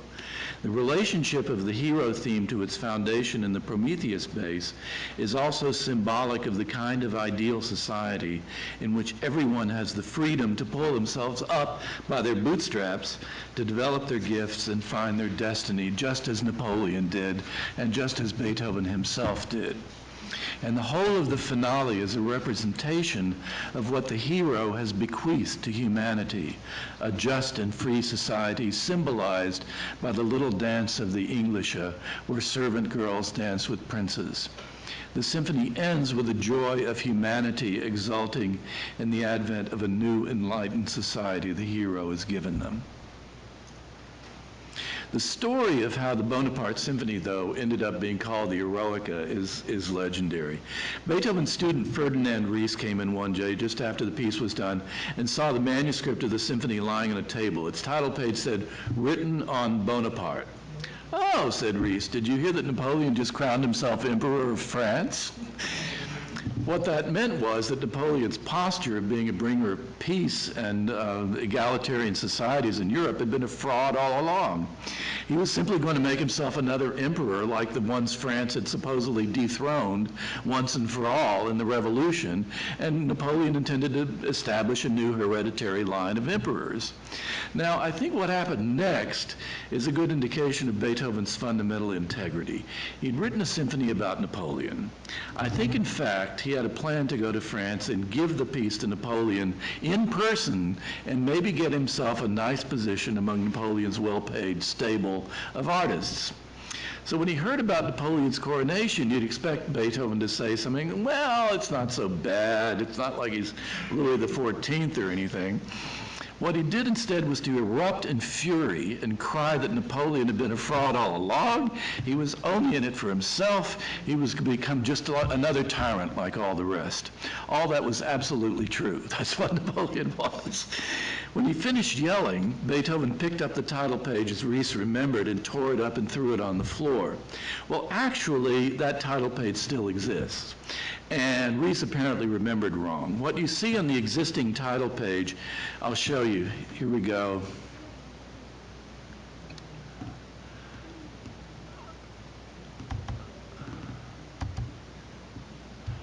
Come on. Here it is. Right here, you see that he scratched out Bonaparte so violently that the pen went right through the paper. And you can see T-E, the end of the word Bonaparte, right there. So that was his response to hearing the news about Napoleon. So when the symphony was finally published, it had the title Eroica and the subtitle In Memory of a Great Man. The great man was the benevolent despot Beethoven had believed Napoleon to be, and who would prove to be another bitter disappointment, just like Frederick the Great and just like Joseph II, somebody who failed to pay off as a benevolent despot. So his student Reese wrote a publisher that he believed that when the symphony premieres, quote, heaven and earth will tremble. That's not far from what happened with the Eroica. It would endure as the first of the monumental symphonies, one of the great downbeats in the history of music. It showed in a new way not only what a symphony could be and do, but to a degree what music itself could be and do. But it was both a beginning and an end. Beethoven didn't realize it yet, but the age of heroes and benevolent despots were going to remake society for the better. That dream was coming to an end. Now I have to finish. We've got about 8 minutes to go. I'll just let you know. But let me end with a few things about how the Eroica fits into Beethoven's career. As I said, it embodied the Aufklärung ideas that he grew up with in Bonn. I think they're a chain of works spanning Beethoven's creative life. I'm not saying every piece of Beethoven's is like this by any means. The Sixth Symphony has nothing to do with this train of thought, for example, or a lot of his music doesn't. But I think they're a chain of works spanning Beethoven's creative life that trace a particular train of thought stemming from his roots in Bonn. The Eroica is an evocation of a hero who will remake society.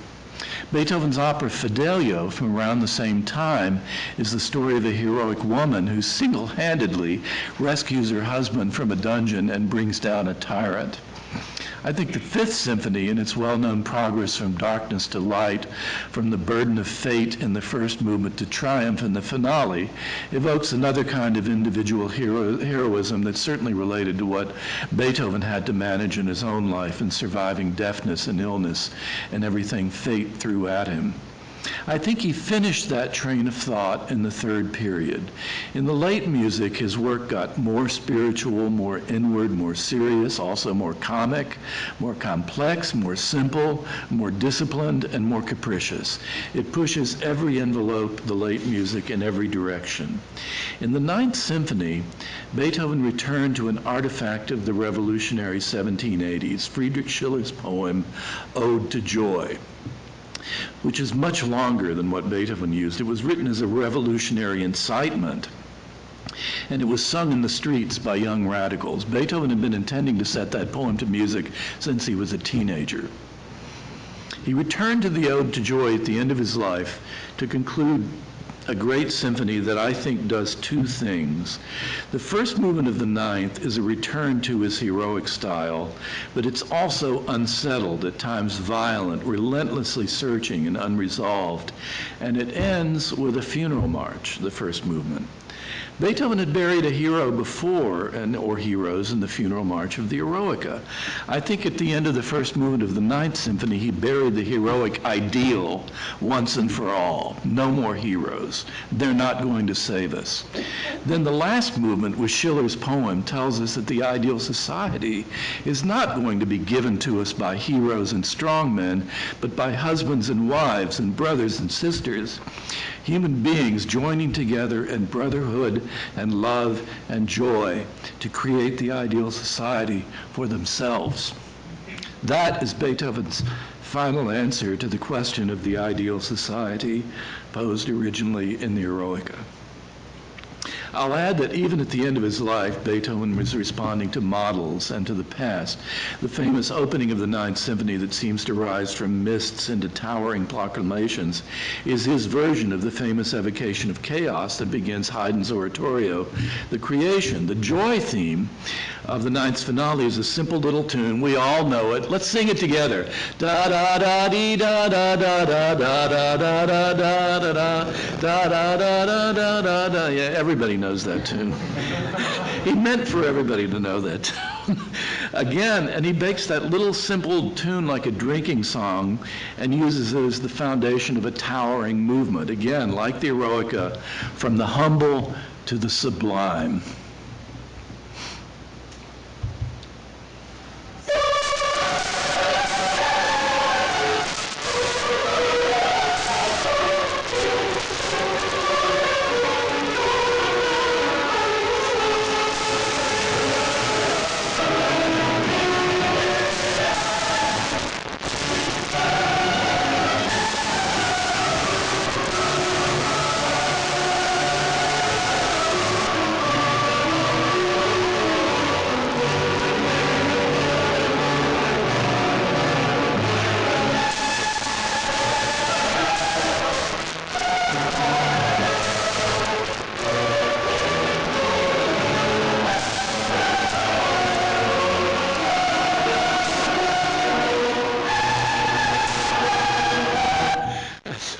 Have any of you ever sung the soprano part of that?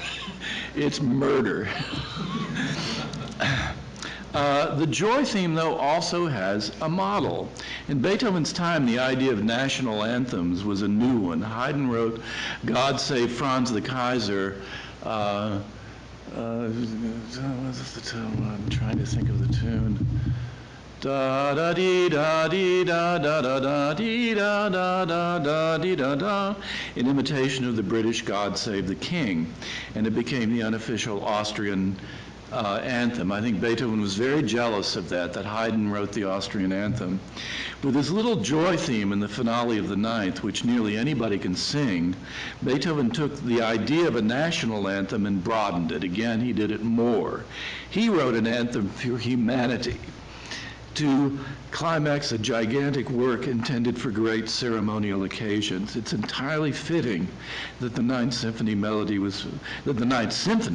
was played to celebrate the fall of the Berlin Wall, and the melody is now the anthem of the European Union. That's what Beethoven wrote the Ninth Symphony for occasions like that. So there you have my tour of Beethoven. There you go. There's a lot more to be said about all this. And my humble suggestion, if you want to know more, is to buy my book. And I could make tens of dollars from that.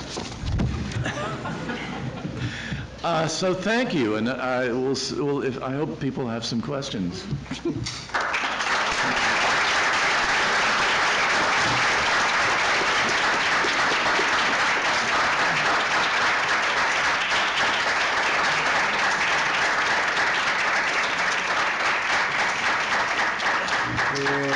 We have a man with a microphone. No sé si tenemos preguntas del público. ¿Alguien? Sí, perdón.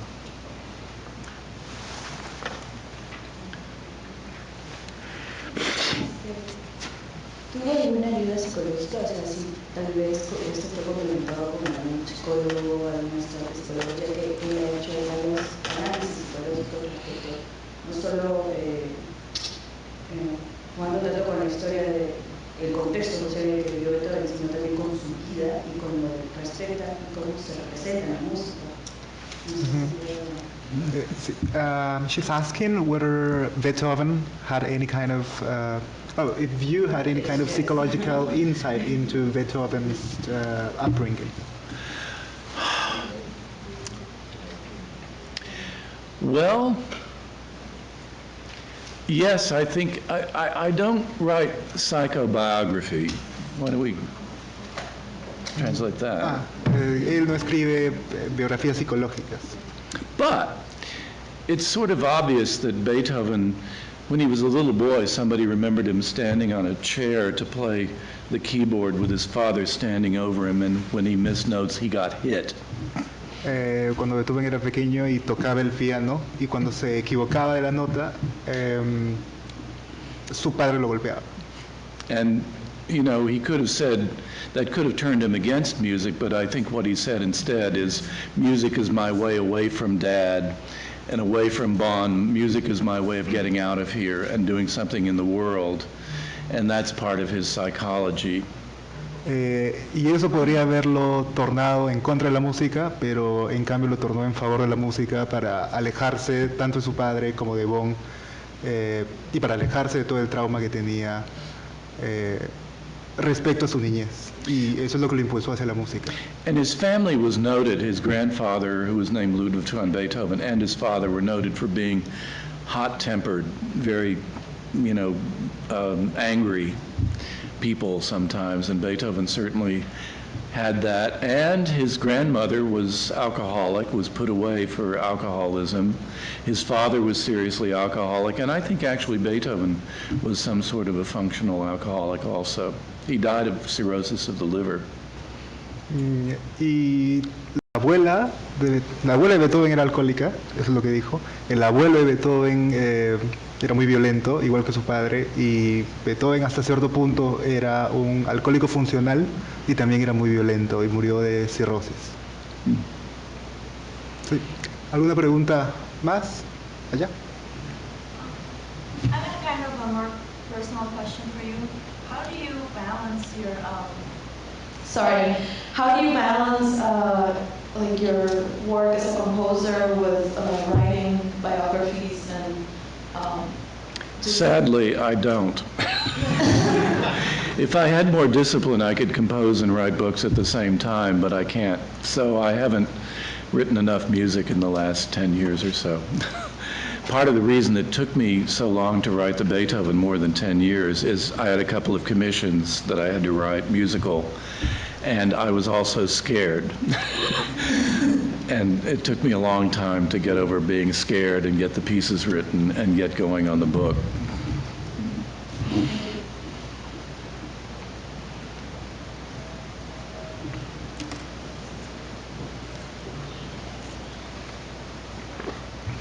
Good night, Dr. Swafford. Are you preparing Mozart biography? That's true? Yes. I'm now writing a biography of Mozart, and very different man. And can most of you sort of understand the English okay? Should we translate? I spoke to a wonderful forte pianist named Peter Bezuidenhout. And if you've heard of him, that's how you pronounce his last name. Nobody knows how to pronounce his last name. And he said we tend to hear Mozart with ears that Beethoven trained, through Beethovenian trained ears. And he said that's not the best way to listen to Mozart. Mozart is different. And I've really thought about that a lot in writing about Mozart. And I'll go into this for those of you who can follow it a little bit and see if this makes sense. We tend to think of art as coming from the inside of the artist out, as self-expression. And Beethoven was one of the first artists who really set that model of the genius who expresses themselves and who changes the tradition as they do it. And we think of acting these days as from the inside out. You feel the emotion and then older acting was from the outside in, and I think Mozart as an artist was from the outside in. He absorbed convention, he absorbed forms, and he internalized them, and he wrote within, to a large extent, conditions. He didn't mess with form as much as Beethoven or Haydn did, for that matter. And that, I think, to me, was important to realize about Mozart, to not expect him to be doing what Beethoven did. He was doing something else. And I tell you, it's much harder to write about Mozart music than about Beethoven. His music just it makes music, language is so inadequate to talk about Mozart. It is about all music, but Beethoven is so dramatic that I found it easy. I said, Beethoven gives me verbs and he gives me nouns. Mozart gives me adverbs, and it's just, how do you explain a beautiful melody? You can't. He was a great melodist. So I'm wrestling with that. It's difficult. But I had to get Beethoven out of my head first. ¿Hay alguna pregunta más? Entonces, si no hay más preguntas, podemos terminar. Perdón.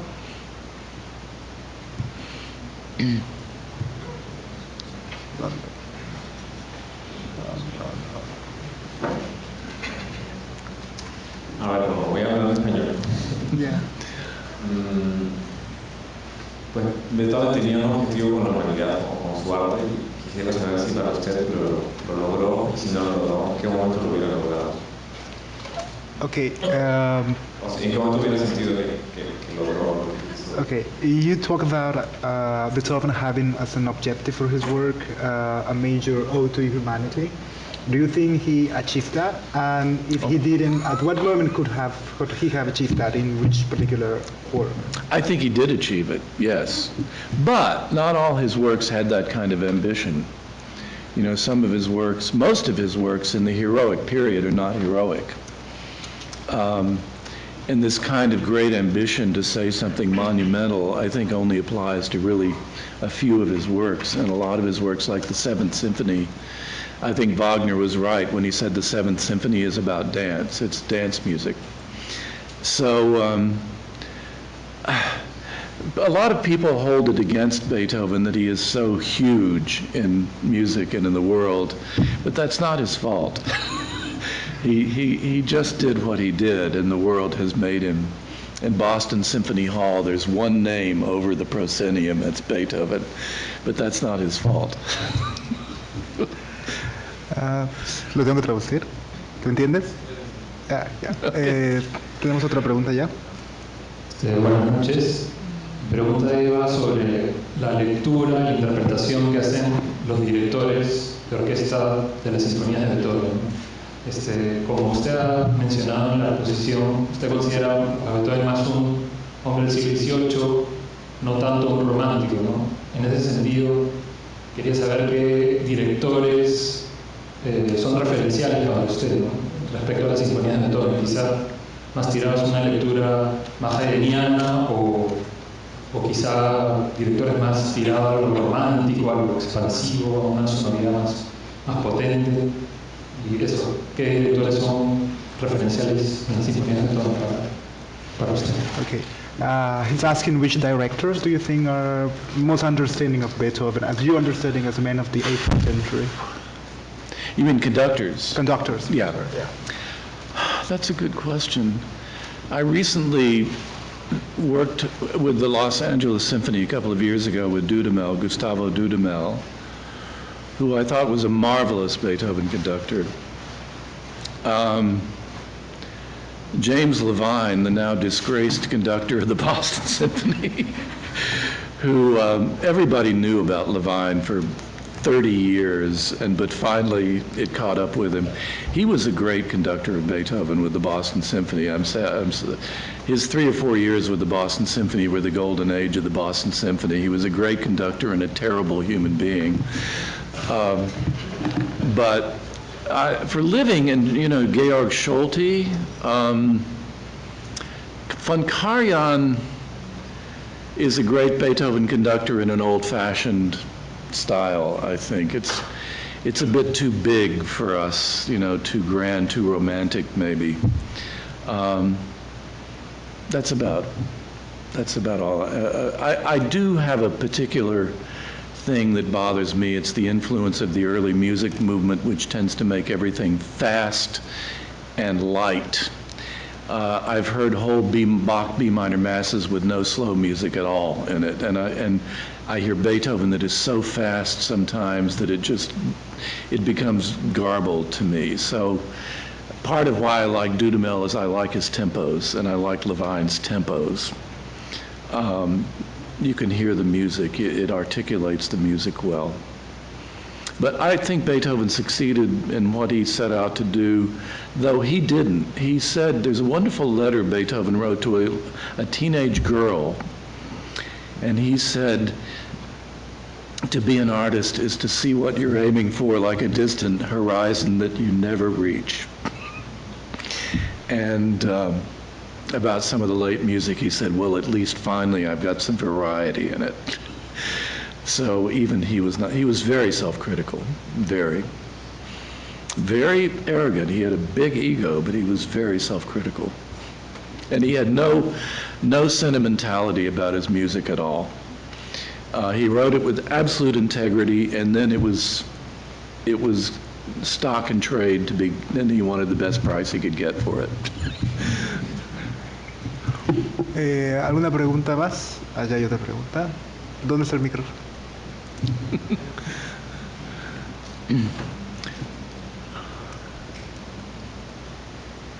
Yeah. As a composer, do you think that Beethoven's music was more rational than emotional? Because many people say that his music was more emotional than rational. I think he was remarkably both at the same time.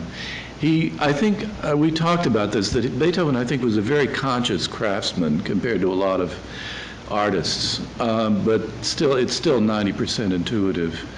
And you look at some of his rejected sketches, and you see that intellectually they have the motives that he wants. It's logical, but it's not any good. So he had to wait till he got a good second theme that would then replace the bad one. But they both had the same intellectual properties, but he wanted something that went to the heart as well. And I always say that Beethoven is Apollonian, the intellectual, and Dionysian, the emotional, at the same time. And it's because it was so much coming from improvisation, which was right out of his head. And improvisation was fundamental to everything he did, but it was then he with incredible discipline put this stuff right out of his head into a fantastic intellectual shape. But it had to be emotional, it had to be moving, or he didn't do it. Ok, muchas gracias. Quisiera pedirles primero que demos un aplauso al profesor Swafford.